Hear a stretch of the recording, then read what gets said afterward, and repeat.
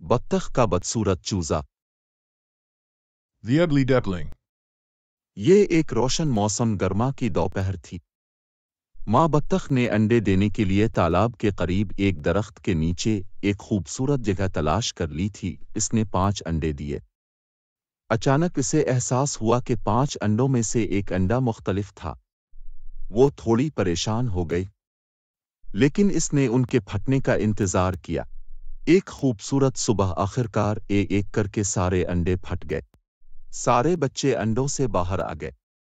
सारे अंडे फट गए थे, बस एक के अलावा। बत्तख उसके लिए परेशान भी थी, मगर फिर वो बैठकर उसे गरमाइश देती रही। आखिर एक दिन इस अंडे से भी एक चूजा बाहर निकल आया, मगर वो चूजा बाकी भाई बहनों से बहुत मुख्तलिफ था, इसलिए वो सबको बहुत बदसूरत लगा। इसकी माँ भी उसे पसंद नहीं करती थी।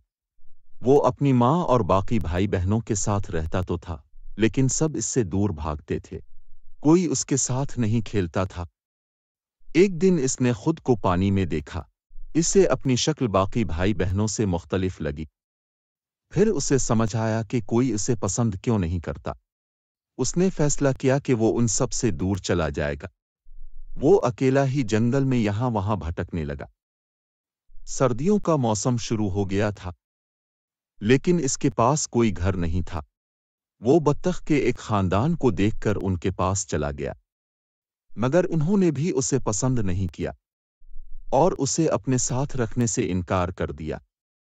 फिर इसने मुर्गी के एक खानदान को देखा और उनके पास चला गया, लेकिन मुर्गी के बच्चों ने इसे मारना शुरू कर दिया और वो वहां से भाग गया। फिर वो रास्ते में एक कुत्ते से मिला, लेकिन कुत्ते ने भी उसे पसंद नहीं किया। फिर वो उदास होकर जंगल में घूमने लगा। वहां उसे एक किसान ने देखा। वो उसे उठाकर अपने घर ले गया। किसान की बीवी और बच्चे उसे देखकर बहुत खुश हुए। बत्तख के बच्चे को लगा कि उसे अब एक घर मिल गया है। वो बहुत खुश था, मगर किसान के घर बली ने बत्तख के बच्चे को बहुत परेशान किया, तो उसे किसान का घर भी छोड़ना पड़ा। जैसे ही मौसम बहार आया, तो हर चीज हरी भरी हो गई। दिन गुजरते गए। अब बत्तख का बच्चा बड़ा हो चुका था। चलते चलते उसे तालाब नजर आया। वो बहुत खुश हुआ। अचानक उसे तालाब में एक राजहंस नजर आया। पहली ही नजर में उसे वो राजहंस बहुत अच्छा लगा। तालाब के करीब जाकर जब इसने पानी में अपना अक्स देखा तो वो हैरान रह गया। उसने देखा कि वो अब बदसूरत नहीं था, बल्कि वो एक खूबसूरत राजहंस में बदल चुका था। अब उसे एहसास हुआ कि वो अपने भाई बहनों से मुख्तलिफ क्यों दिखाई देता था, क्योंकि वो तो एक राजहंस था और बाकी सब बतखें थीं। उसने राजहंस से शादी कर ली और अब वो हमेशा खुश रहने लगा।